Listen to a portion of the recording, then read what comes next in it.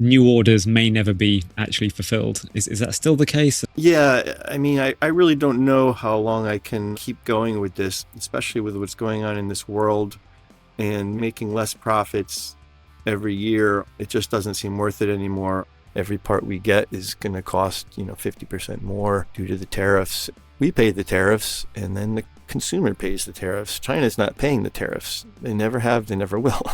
We pay them. Kids these days, I mean, if they see what's going on in this world, how nasty people are and how lying and cheating now seems to be accepted, I don't really want to be part of that world. I don't want to be giving hundreds of thousands of dollars in taxes to this country, as I have for the last 25 years, to be used in terrible ways. Can Analog Man exist without Mike Analog Man? Good question.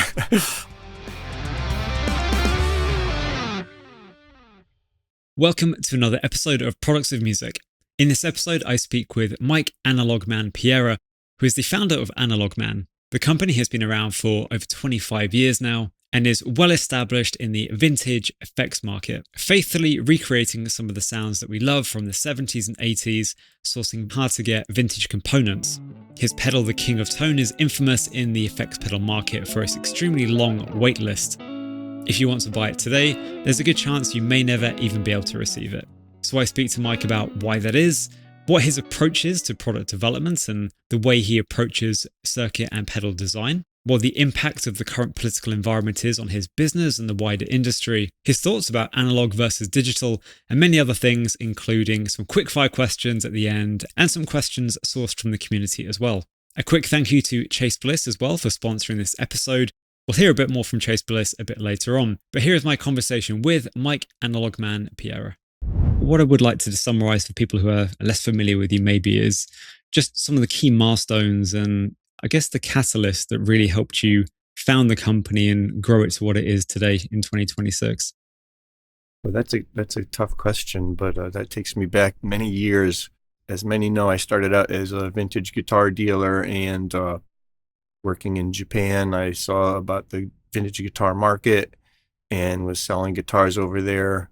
Started to get into vintage effects when it became harder to find good vintage guitars in the United States for good prices, and started selling those, fixing them up, and then having a kind of an electronics background and always liking to mess around with things, I started to build a few pedals and did it slowly for a while, selling the vintage pedals, selling new pedals from other manufacturers. I was one of the first effects concentrated websites in the world before even Fender or Gibson had a website. There was Analog Man on the internet.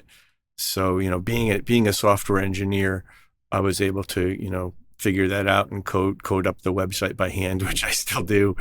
So then, from selling them and making, I think the first one we made was probably our chorus, because people wanted to buy small clone pedals from me and it was hard to find them, and Electro-Harmonix quality, as you know, wasn't that great. So you would buy this 30-year-old pedal and half of them wouldn't work. So I decided building them ourselves would be better, and that's kind of how it started. I didn't really start to want to be a manufacturer, but slowly worked into that. To move forward to today and thinking about where it all started, have you changed the way that you approach developing the products and thinking of new ideas, or really have you maintained very much your approach back then to what you do now? Actually, we really try to do things the same way, and I've been so busy lately that I hadn't been able to come out with a new pedal. I was doing the collaborations with the other companies, Dunlop and Chase Bliss and Fender. But I always wanted to make a Boss OD1 clone. I really liked the original one with the large chip, and they're very expensive, hard to find. So finally I had a little time and went back to the drawing board, designed the schematic, by hand. The main thing that allowed me to build this pedal was I finally, after 25 years, came across a decent number of the original I think RC3403 ADB chips that kind of gave them their special sound. But then I did it the old way. I did the schematic, drew out a circuit board. Actually, I had a friend help me out with that because I'm so busy, but we still did it the old way. Laid out the circuit board, vintage specs, two-sided circuit board, and just kind of went through a few reiterations of the circuit board till I was happy. And now we have a pedal. Finally, we're producing enough of them so we can start selling them. It's been a long time. Just when you're so busy just trying to keep a company running, it's hard to come out with new products. But we're still doing it the same way, and I kind of enjoyed the process because it's been quite a while since I did anything like that.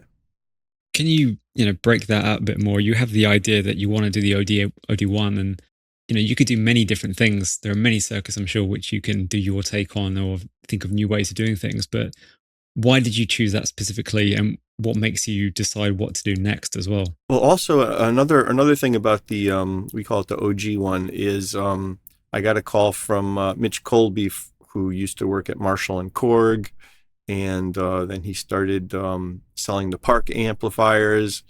And he's always been working on amplifiers, and now he has Colby amplifiers, and he also makes the Sun Dragon amplifiers, which Jimmy Page collaborated with him on. And I've got all three of the Sun Dragon amps because I'm such a big Led Zeppelin fan. So Mitch is really good with trademarks and companies. So he knew that in order to keep his Colby trademark for pedals, he had to build a pedal. So he said, "Hey, Mike, let's build a pedal." He didn't really care too much what it was, but I've known him for 40 years or so.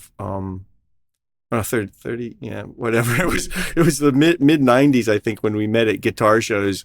And one of the pedals he sold me back then was a Boss OD1 and Boss CE ones, because I was really into those. And so I figured, well, that's going to be a good pedal for the collaboration because of our history, and also because it's still one of my favorite pedals because it's just a simple circuit. It's just it's basically the first tube screamer, but they didn't create it with a tone control, and a tone control can only take away your actual sound because you're losing electrons. Without a tone control, the circuit is more simple, and you get more of your actual guitar sound going through it. So I figured that would be a great one to make.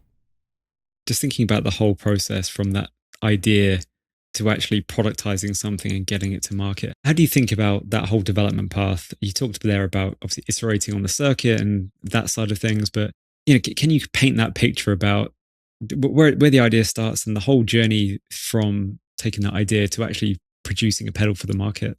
Yeah, certainly the majority of our pedals kind of using a lot of parts that are hard to find, new old stock resistors, or actually we do use new old stock resistors in our fuzz pedals.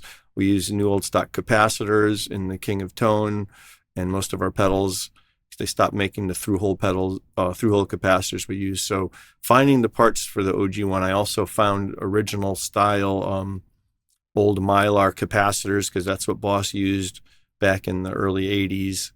So finding the parts is the first thing. Then getting the circuit, removing the Boss pedal has a switching circuit, an FET switching circuit. So it has the soft touch switch, and it just turns on and off. When it's off, it goes through the buffers. But we didn't want to have buffered bypass because you shouldn't have buffers in your circuit that are not needed. So we removed all the buffering and switching circuitry, left all the good stuff, and then designed the circuit board. And you have to design a circuit board carefully because if you have the input and the output too close together, you're going to get bleed through. Like the Boss SD1, when you turn those off, you can still hear some buzzing in the circuitry in those. So when we do our 808 mods to the Boss SD1 pedals, we have a way of killing that noise. We found a way to fix that. It was a design error that Boss put in there. So we have to lay out the board in such a way to keep the input and output away and try to reduce the noise. I also added additional power filtering and power protection devices that Boss didn't use on their pedal that don't affect the tone. It just keeps it from blowing up. Certain pedals like all the clones. These guys just take the schematic off of the internet and build these things, and it's a terrible design, because if you accidentally plug in the wrong power supply, you fry your pedal, and if you've gooped it, it goes in the dumpster. Luckily, even the KTR that Bill Finningen is making now, he kept one of the protection diodes out of the goop, so we get a lot of those that people blew up, and we can replace that diode. But if you've got an original Klon and you blow it up with the wrong power supply, it's a very, very expensive mistake. We're not going to de-goop it for you and ship it out. So, we have to, we try to make things that are going to be a little safer to use. We're not going to repeat the mistakes that the originals made, unlike 90% of the Klon builders. Yeah. If you look into the market, you don't see really any advertising from Analog.man. You don't see a huge amount of marketing. It's very much word of mouth. Yeah. In the past, when we were starting out, I would try to, either run some ads or do some posts. But nowadays, even if I come out with a new version of the Sunface, I will, if I mention it, then we're going to get too many orders and it's going to kind of, hurt things. So I just kind of will put it on the ordering page, see if people like it. Like, we finally found some old Newmarket CV7005 transistors from England, made in, I think, the late 60s or early 70s. And we had used those in the past. People really liked them. But I just kind of put them on the website quietly. And unfortunately, someone on the gear page mentioned that they were available, and we sold them all in less than a day. I kind of have viral marketing, I guess you could call that. It's the irony, isn't it? It's if you start doing marketing, maybe that whole thing will disappear in some way. So actually, it's probably to your advantage to not do that. Maybe for the OG one, yeah, unfortunately, it got out there that we were doing it before I was able to produce enough. Like a few months ago, 3 or 4 months ago, we had way too many orders, and my guys were too busy to build them. But then I've got an intern now, and I got another helper, and my old shop manager, Alex, who started a Japanese organic vegetable farm years ago. He doesn't farm in the winter, so he's able to build pedals. So now we have an abundance of pedal builders. So we should have a bunch of those ready, but it's always tough I love to just try to keep things smooth and don't have all these ebbs and flows, but unfortunately there's not much you can do about that, so we just kind of play it by ear. A quick pause to say thank you to this episode's sponsor, Chase Bliss. Their sponsorship really helps support the channel in the future and ensure episodes like this can continue to be produced. So thank you so much to Joel and the team at Chase Bliss. Their Mood Mark II pedal is now a staple on my own board, and I'm having so much fun with it in live and at home as well.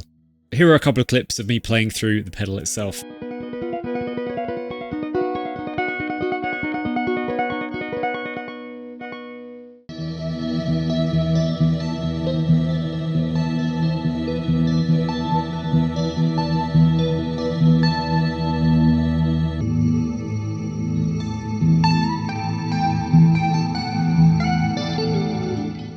I mean, one thing I wanted to ask you was that you come from this semiconductor testing and computer science background. A lot of what people love about vintage stuff and analog things is this unpredictability, the nuance to it, the sense of it's not perfection every time you plug into it, like a digital modeler would give you that consistency. So how do you balance that, what measures right to what feels right? Oh, definitely the feel and the sound will be more important than the measurement, because we will actually learn from that what I think is the right measurement. Like, for example, how do I want to bias the first transistor in a germanium fuzz pedal? Well, everybody says you're supposed to bias it at 0.5 volts, but let's try that, and then we'll try some different voltages, and maybe for a certain transistor we have, it might sound better at a higher or lower voltage. So really, I care more about how it sounds and feels when you're playing it. And then once we figure that out, then we can go back and say, okay, yeah, let's not do 0.5, let's do 0.6 on these, and then we'll take the from the art, and we'll put it back into the science, feed it back from art to science. When you're testing, when you're making sure that something's ready for the market, is there a particular rig which is just your go-to rig to make sure that that is done, or do you have to test on many different things to get, really nail the sweet spots and all these settings? Well, definitely, it's good to test through many things. And for example, I'm down here in Madison Square Basement where my band plays, and I play a Telecaster with vintage Telecaster style pickups, our Big T pickups, and a Les Paul Standard, hopes that right somewhere around there, Yeah. which has got vintage pickups from the 60s, but of course they're hotter than the Telecaster. And then I'll use an Epiphone Casino, which has got pretty hot single coils.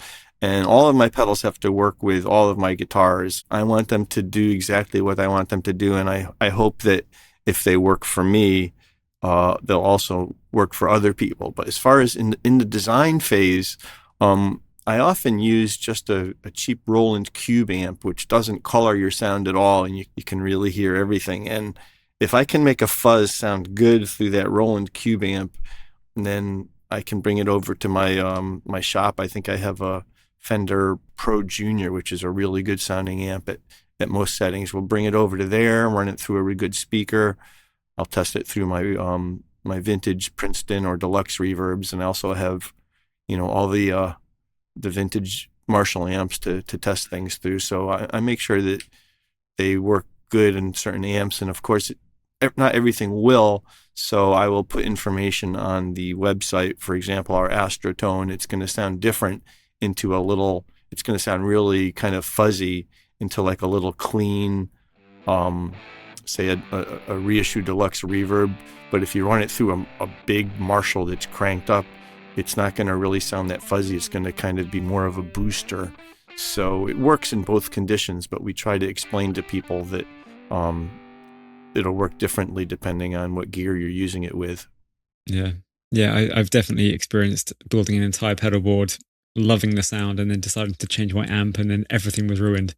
A lot of people don't realize, one thing that I talk about a lot that still people don't realize is everyone's like, oh, you don't need dirt pedals, just play into your amp. Well, if you run into a distorted amp, it's really hard to use a lot of pedals, especially delay pedals. They get overwhelmed because the problem is that each delay is going into the amp at a different level. So each repeat is going to be really loud, but less distorted. It's going to sound really weird.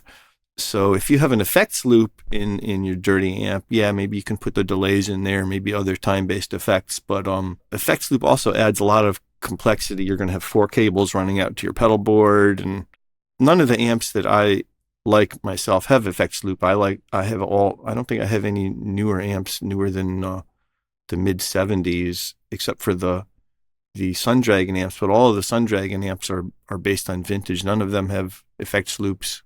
I even have to use an attenuator with the big Jimmy Page Super Dragon, because that thing is just crazy loud and clean.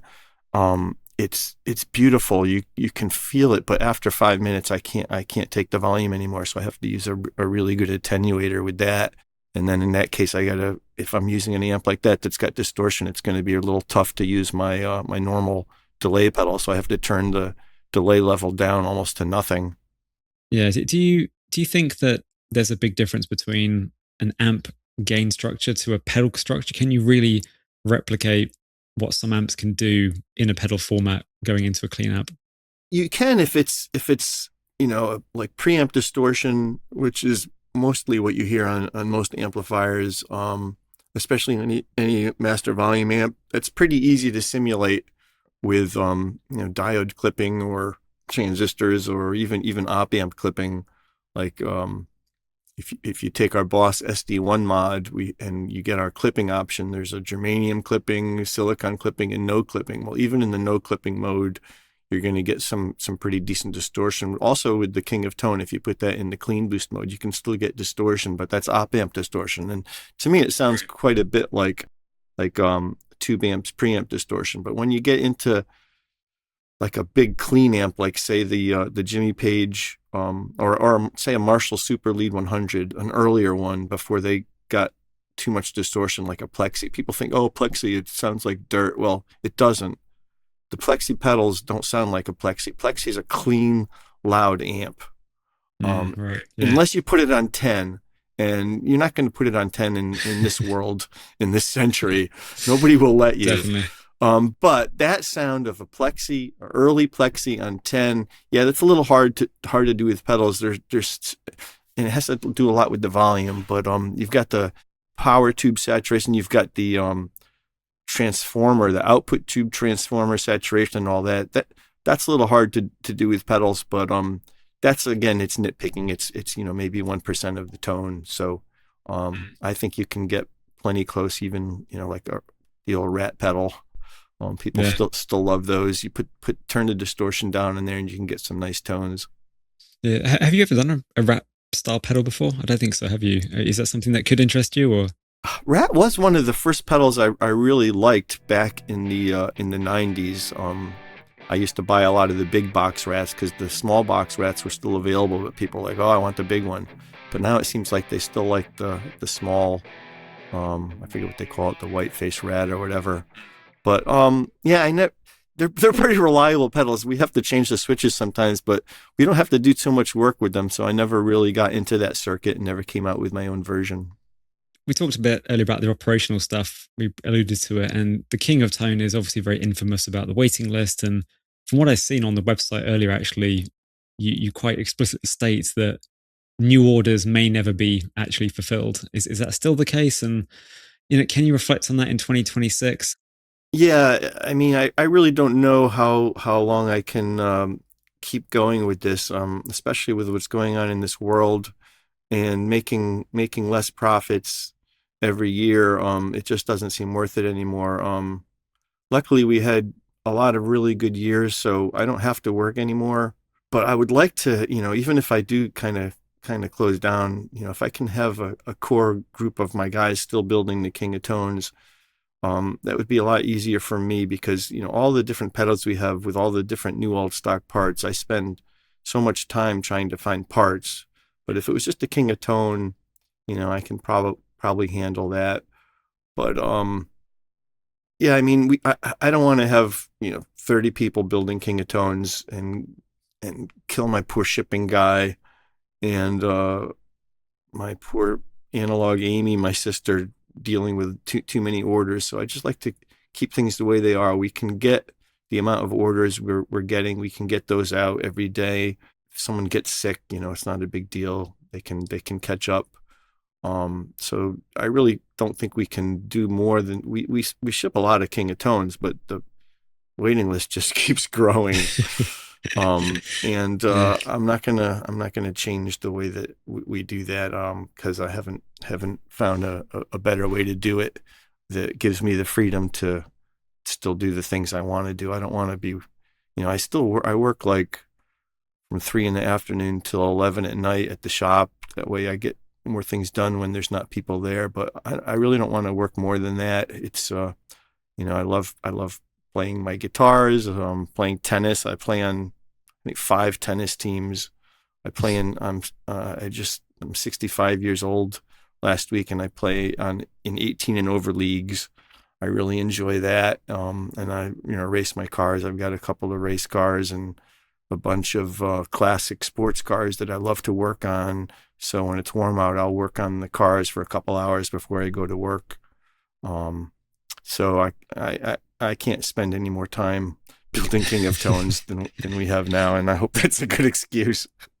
It reminds me a bit of a previous conversation I had with Dave Freeman, where he said he could scale. They could go beyond the amount of amps that they produce, but probably he won't actually personally earn that much more money by scaling significantly, and there'll be a lot more risk involved as well. You mentioned at the beginning there around maybe there could be a future where King of Tone is basically what Analog Man produces moving forward.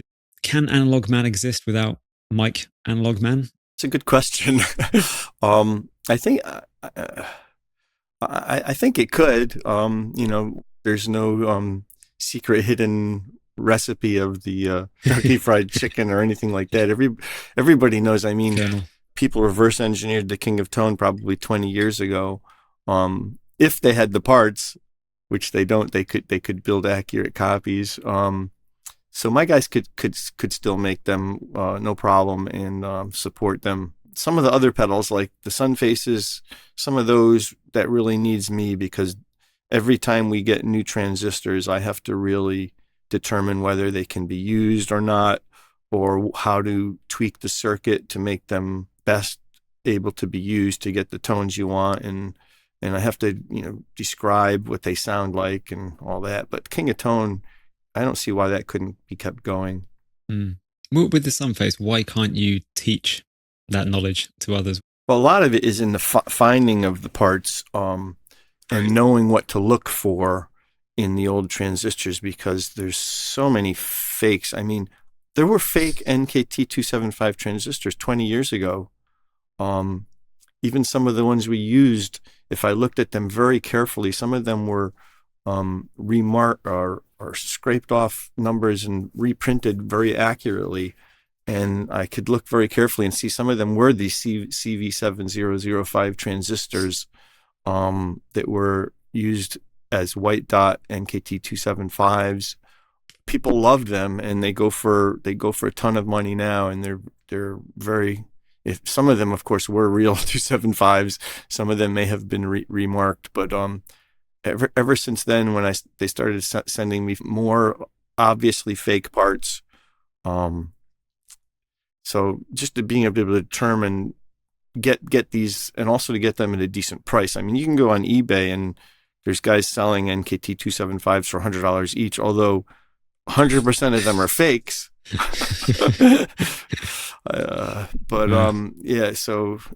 A lot of that, and just tweaking the circuit, because I don't even have to think about that circuit. I know if a capacitor needs to be changed or the bias. It's really impossible to teach that. You kind of have to figure it out yourself. What are your thoughts on the improvements in technology around digital modeling and using machine learning to capture what the essence of a gain pedal, overdrive pedal is? I don't personally try out the digital modeling things. I have no interest in them, because to me it's not any fun. Where are you going to go next? You're just gonna stream your sound over the internet, and you don't have to play your guitar. I want to play my guitar. I want it to go through real pedals and real amps and real speakers. But I do get exposed to a lot of the digital modeling, because people will even use, the King of Tone sounds pretty good into a Kemper or some of those amps. And for example, a client of mine who is one of the best guitarists in the world was playing at Madison Square Garden, and I brought him a few things, and he had been using the King of Tone with his digital modeling amp, and the sound system at Madison Square Garden the last few years has been fantastic. Ever since I saw Radiohead there several years ago, I was blown away by the sound, and other bands that are coming in there sounding really good. So this band, British player, he was playing at Madison Square Garden, and the guitar was right there. I mean, the guitar sound was right there. And like my friend who came with me, he knows a lot about music. He's like, "Oh man, that guitar sounds amazing," and it did sound amazing, but it didn't sound like a real guitar. It sounded fake. I mean, it was so great how you could hear everything, but I don't know. I didn't really enjoy it. But there was a couple of songs that I thought sounded really good, and then I checked with the guitar tech, and he did kick on the King of Tone for a couple of songs, and it helped. It helped. It sounded more real. I don't know why, but maybe starting out with a sound with some analog glitches and things in it, going through all that digital stuff, it still preserved some of that tone. So I thought that sounded pretty good. Silent stages as well at the moment is kind of a very on-trend thing with the rise of modelers. And I was at Ronnie Scott's about a year ago in London watching a gig, and it was a really great guitarist called Matteo Mancuso, who's Italian, I think, amazing jazz fusion guitarist. And he was playing fantastically, but he was playing through, I think it was probably a HX Stomp, through the PA system directly, in-ear monitors, zero stage sound for the guitar apart from the bass, which had a big stack. And I really felt it, particularly in a smaller venue like that, the missing part of the soundscape in the middle with that real amp that cutting through. One thing, if I do use my quad cortex as an example, I use a power amp and a real guitar cabinet, and that kind of gives me that movement of air. And often I use actually real pedals into the quad cortex as well. To your point about the Kemper, I think there's that kind of hybrid approach, which is quite interesting. Yeah, I mean, it's certainly easier, and you're going to sound the same every night. So, I mean, that's up to you if it's worth it. But what you were saying about that is, if he's going in, he's got in ears and he's going through the PA, you're not going to get any sustain, because you get sustained by the sound going from your amplifier into your guitar, and like a Strat, you'll hear those springs vibrating. It gives you that Strat sound. I guess most of that comes from the strings, but your amplifier sound vibrating the guitar is quite important, and it gives you that sustain. I mean, you'll see guitarists moving around the stage to find that spot where they have the sustain. My friend in the musical box does the Genesis tribute, and Steve Hackett was well known for his infinite sustain. Just thinking about the pedal design for a moment. Obviously, you keep things very simple. How do you decide on what not to add? Well, as I mentioned before, I kind of make pedals for my own use. When you're playing live, you really don't want to have to bend down. I mean, the first time I saw Radiohead at Madison Square Garden, and all the guys, Ed is down and playing his pedals, I was like, this is my band right there. I love those guys. Yeah. But when I'm playing and also singing half of the songs, you don't have time to adjust things. So I want a pedal that's easy to set, that you don't have to mess with. And when you do mess with it, it has to be easy. Now, I could put every pedal we make, I could put 10 knobs and 3 toggle switches on. And if I couldn't figure out a good design of how the pedal should sound, I could do that and let the user do it. He'll get 1,000 crappy sounds and maybe a few good ones. So by putting all those controls on pedals, it kind of takes away some of my job, letting the users do that. Even our Sun Faces, the bias control is an option. Especially on silicon, they're going to stay the same. I dial it in the way I like the sound. If you want, you can open it up and dial it if you want more of like the Eric Johnson fuzz face from Dunlop. It's got a low bias. It's kind of a little rattier sounding. So if you want that, go in there and do it. But I don't like to have too many controls on the outside. I want to keep things simple. Each knob should have something that kind of makes sense without making things too hard to control. Like we do add a few controls to some pedals. Like, for example, the Boss DS1 distortion, the orange one, or the Maxon SD9 distortion. They have quite simple circuits, actually. I think the Boss probably came out first.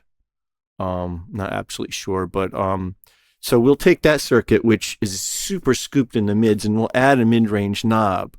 Now, as I mentioned before, adding things can only lose your pure tone. But the way we did it was, there's a resistor in there already that kind of sets the mid-range. So we just make that resistor variable.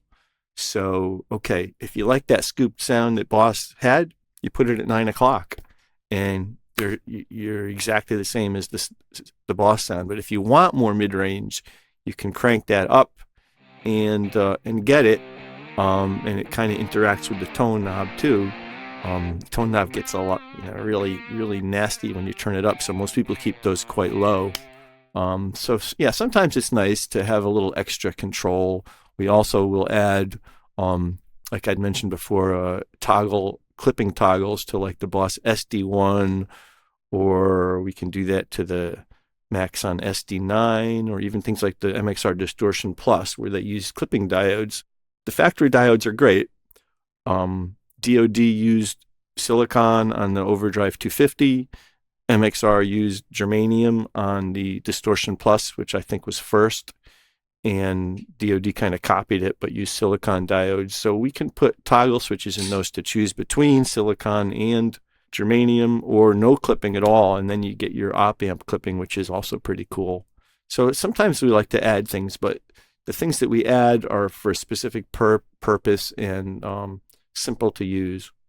So with all that in mind, I guess the question is, why did you decide to partner with someone like Chase Bliss and doing a pedal, the Brothers AM, which is taking the essence of what you're doing on your King of Tone, but adding so much to that, and option paralysis potentially being introduced, which is kind of counter to what you're trying to do in your value proposition at Analog Man?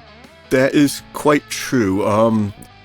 To start off with, Joel contacted me something like 5 or 6 years ago and threw the idea at me. And I've always liked him personally and his company. They're one of the more honest and authentic companies out there in a business that is full of the opposite, unfortunately.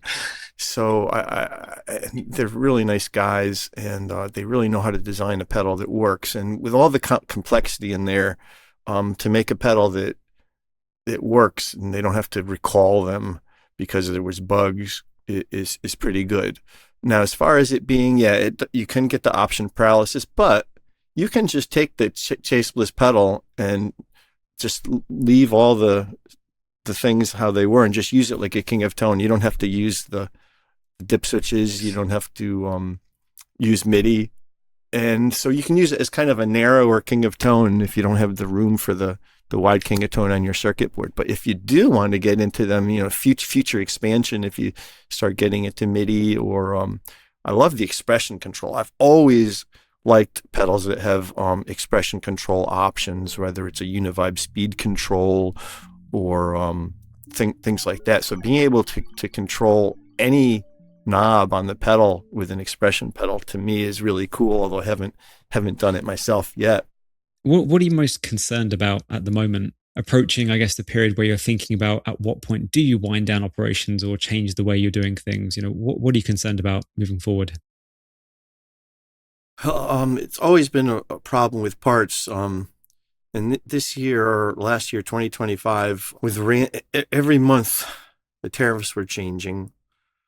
And there were certain times where we had to say, don't ship our switches, or don't ship us any prints of tones because the tariffs are too high right now. Or then we'll say, okay, ship them now. And then they get here and then we have to pay twice as much for the parts as we did before because some genius decided to double the tariffs that week. So that's pretty scary. And also, it's even just harder to finding parts. A lot of companies are saying, we don't want to deal with this either. We're not gonna ship you parts because we don't know what's going on. That's kind of a scary thing. As a business owner, and is there anything you can do about that apart from just simply increasing the prices? And I mean, I saw on your website earlier on actually a specific tariff mention about how much on top of the RRP it is. So is there anything else you can do?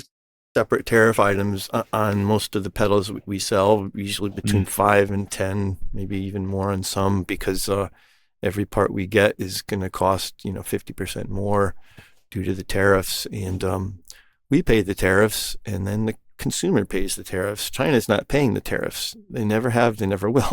We pay them. So, and even now they're claiming they're going to tariff England, all of Europe, 10%. We do get stuff from there too. I've got some of those chips for our OG1 pedal coming from Europe.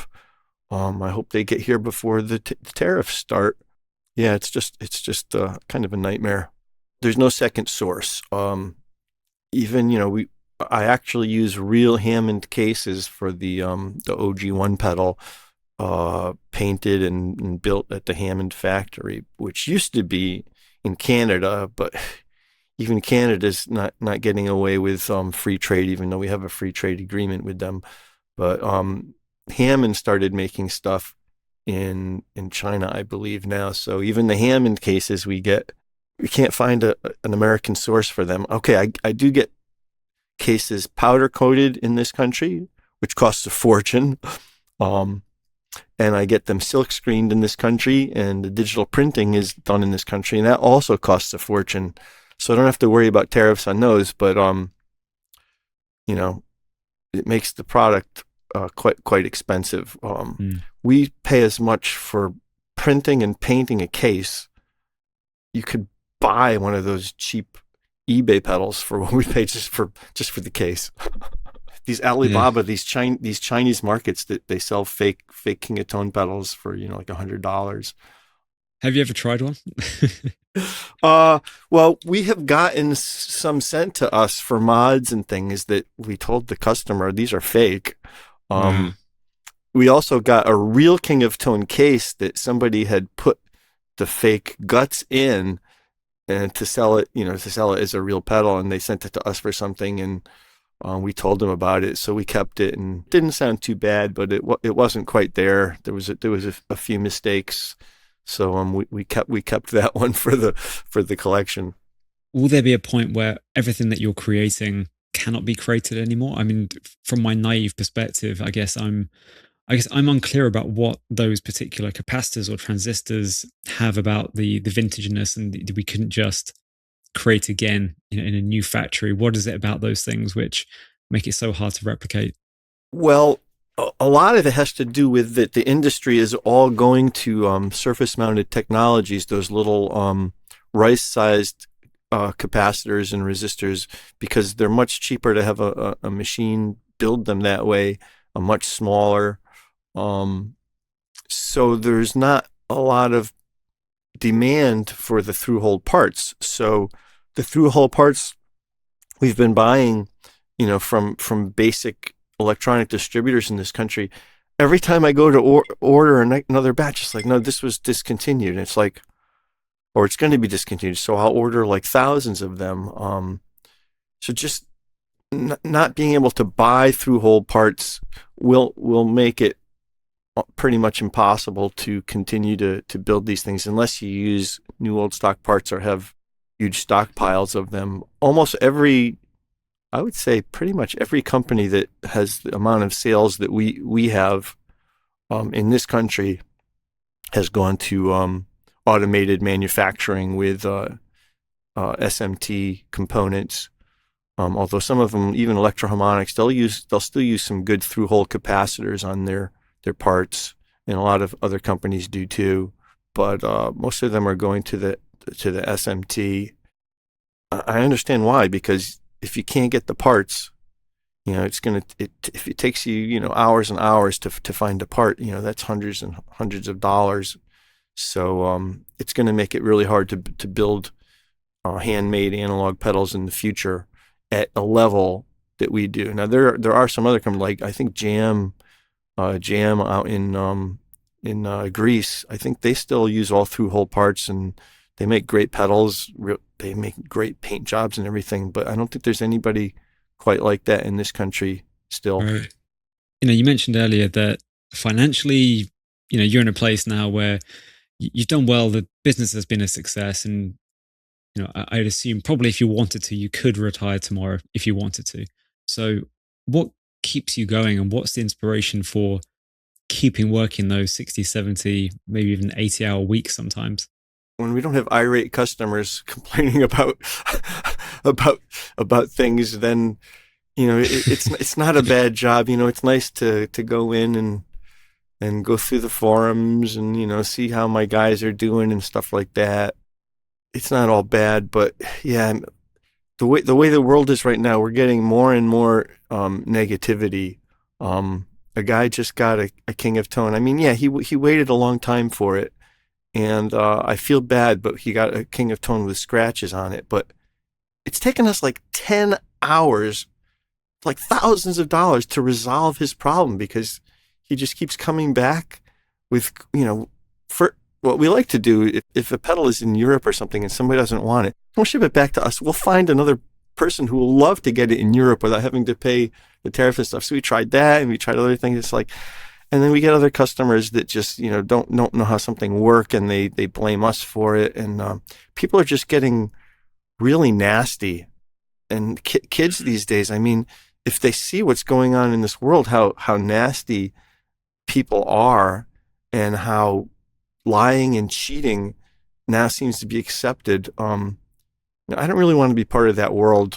I don't want to be giving hundreds of thousands of dollars in taxes to this country, as I have for the last 25 years, to be used in terrible ways, and people just not happy. So maybe I'll move to Greece and just hang out on an island. Maybe I can consult for jam. Yeah. So do you think the customer has changed over the years then? Thinking about today then? Have you seen that? When we started, like 20 years ago or so, we had the vintage guitar book out. Everyone we dealt with kind of knew all the stuff that was on our book. They knew about all the old pedals. They knew what was good and what was bad. They knew which builders were, building good stuff. And the builders back then in like the 90s or around the turn of the century, we really worked really hard to use good parts and really good sounds. Whereas nowadays, the industry is more just about coming out with something new, making it quick. It can use whatever part we have. If it doesn't sell too good, okay, we put them in the dumpster or we move on. But I want a pedal that uses all the good stuff. People know what it does. The customers back in the day were definitely knew more about how to use pedals, who used them in the past. And they seem to care more about the quality and things like that. Whereas now maybe I don't know, maybe it's because there's younger people on like Facebook and things like that. But you see people replies to questions and they really don't have a clue about how things work, or they'll be praising this pedal that's really a piece of junk, disposable. It's going to be in a landfill in a year because you can't fix them because they're made with parts that make it easy to put together, but you can't replace them. There's no way to replace a broken jack or potentiometer, and 90% of the pedals made these days. So yeah, the customers are definitely different now than they were back in the old days, where everyone was like, yeah, I just want to get this NKT 275 Sunface. I know all about them, and I know what they sound like, and I know how to use them. Is it social media? Is it, you mentioned about, I guess, the knowledge about what makes a great pedal or a great sound? Is it the digital first natives that have come in and they're used to maybe guitar plugins as their source of truth and not pedals plugging into amps? What do you think? Well, there's always room for that. I mean, there's if you want to do that's cool. You can have a lot of fun with plugins if you like using computers. I don't like computers. I was a software engineer for over 20 years, and I hate computers, especially the way they're used now. They're so inefficient. My God, I used to write programs that would have to fit on a little floppy disk, and they had to be very efficient. And I would code, down to the machine level. And now everything is just AI generated. If you want a program that prints a picture of a flower, it's going to be bigger than any program that would take me a year to write.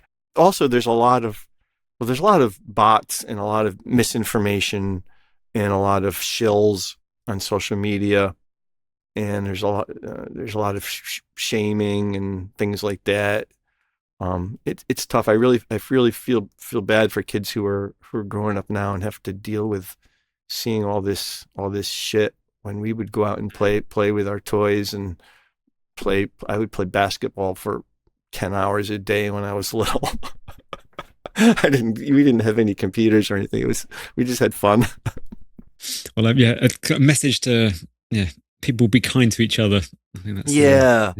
I mean, okay. Somebody might not know something, but don't ridicule him if he just might have made a typing error or something. Everybody just needs to relax, and also spend more time playing your guitar than no matter what pedals you have. Spend more time playing the guitar than hanging out on forums and Facebook and learning about new gear. The gear you have figured out really well. I was watching a great show about all the pollution from all the disposable products in this world. I think it was called Buy It Now. You should watch it. I think it's on Netflix. She said something very good. If you want to buy something, put it in the shopping cart.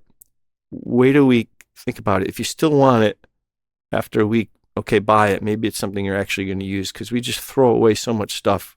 That's another reason I hate most of these new pedals, because they're all disposable. They're going to end up in landfills. I can't fix them. Nobody can fix them. Yeah, they're cheap. But if you buy one of our pedals, okay, it's cost more up front. It's going to be worth at least as much, if not more. And any kid who can solder can buy the parts you need to fix our pedals at Small Bear Electronics or any other electronic shop. So they're not going to be thrown away. They're not going to, leach plastics into the environment.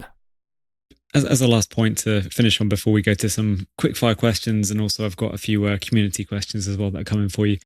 If you're going to share some advice, some lessons that aspiring founders, maybe people who want to launch their own company in the music industry, maybe pedal industry, what would you share? What would you love to know at the beginning of the whole process? What really big mistakes that you learned from can you share?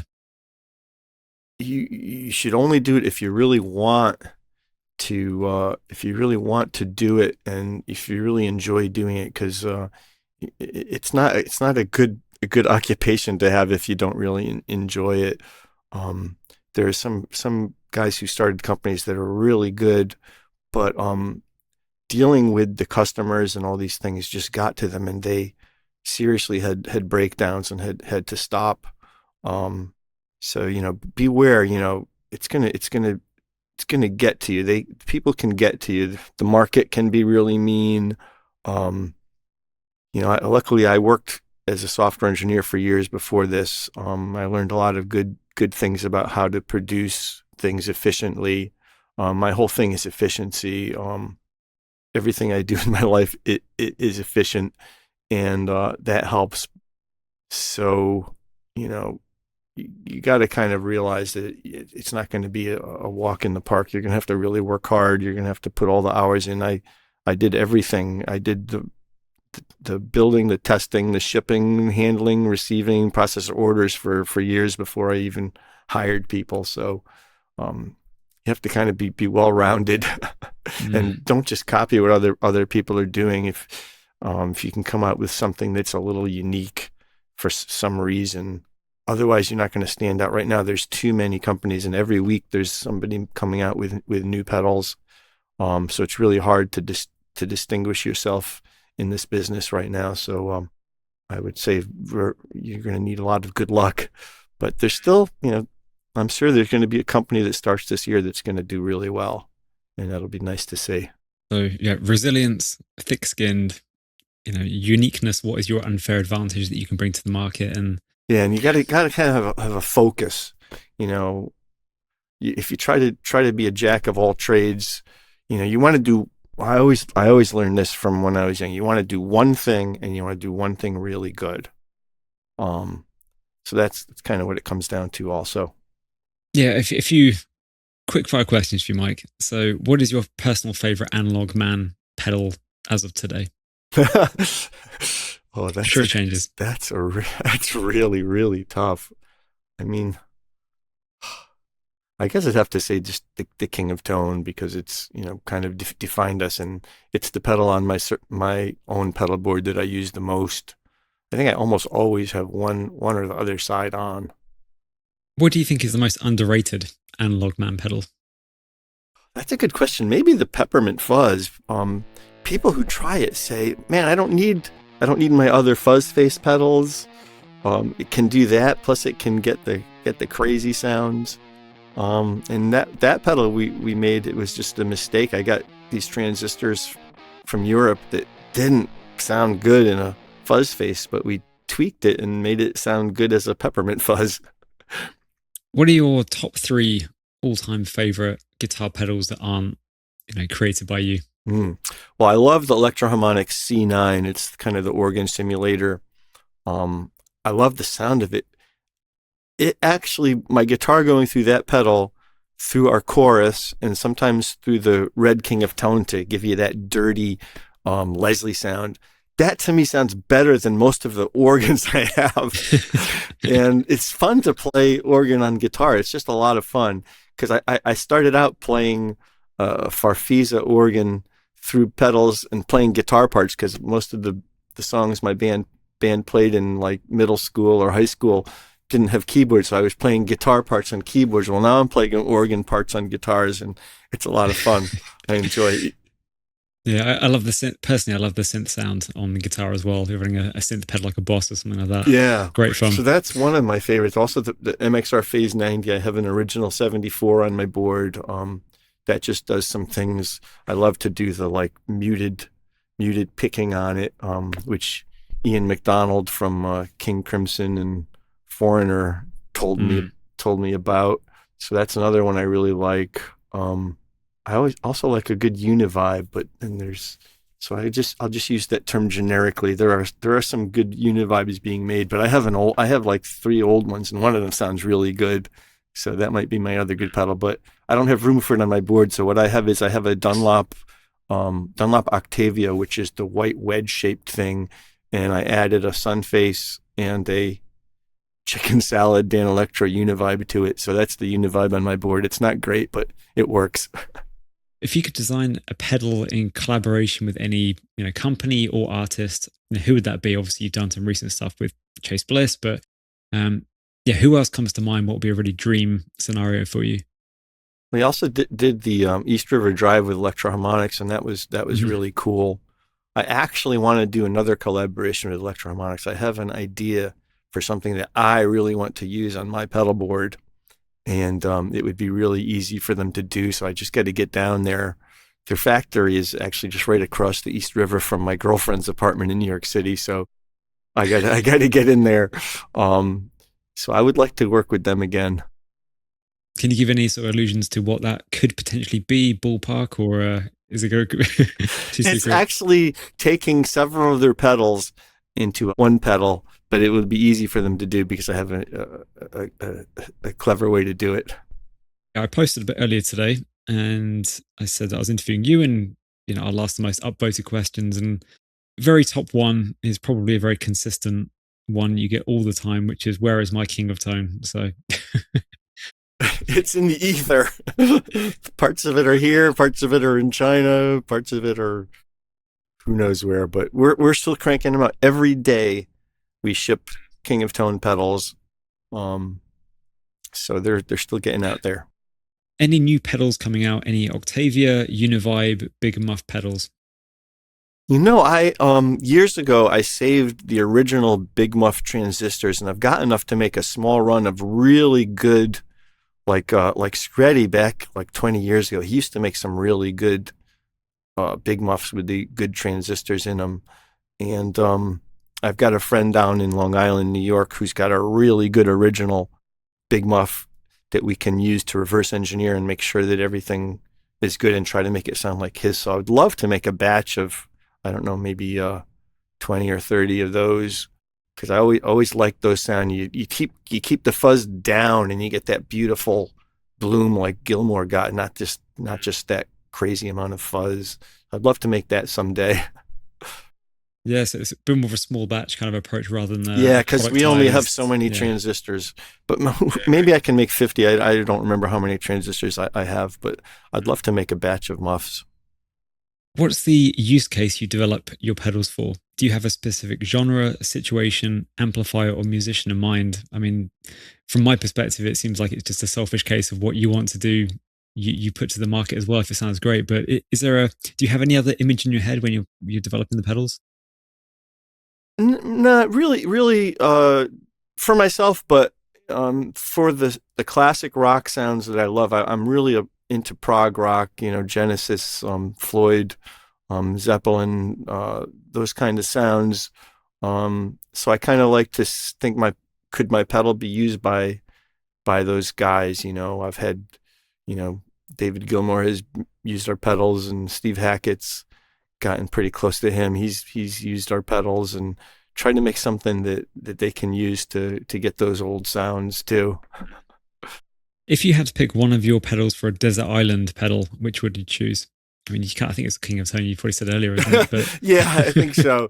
Yeah, because that way, if you have a little, cheap amp, it makes any amp into a 4-channel amp. You got your amp sound, you got the yellow side, you got the red side, and you got both sides. So it would be good for a desert island pedal. Someone, I think it's more of a comment than a question, but they said that they recently ordered a signed copy of your book, the guide to vintage effects off your website. They got it in 3 days, and it's such a great guide. Lots of stories and information inside. They highly recommend it to anyone really into guitar effects. So Thank you.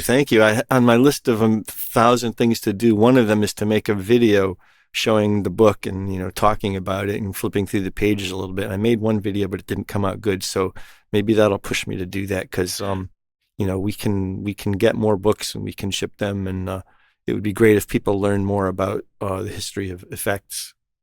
Yeah. So final one. Will the dark peppermint ever return? Yeah, actually, I've got enough transistors to make maybe another small batch of 10, so maybe I'll make those this year and just put them on the website quietly, and then somebody will mention them and they'll be going in 5 minutes.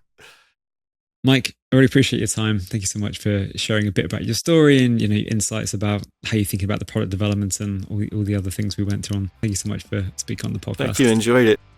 Hope you enjoyed this episode of Products of Music. If you haven't liked or subscribed yet, please make sure to do that on YouTube, as well as follow on your preferred podcast platforms. And thanks again to Chase Bliss for being a sponsor of this episode. Go check them out in the links below. I'll see you in the next one.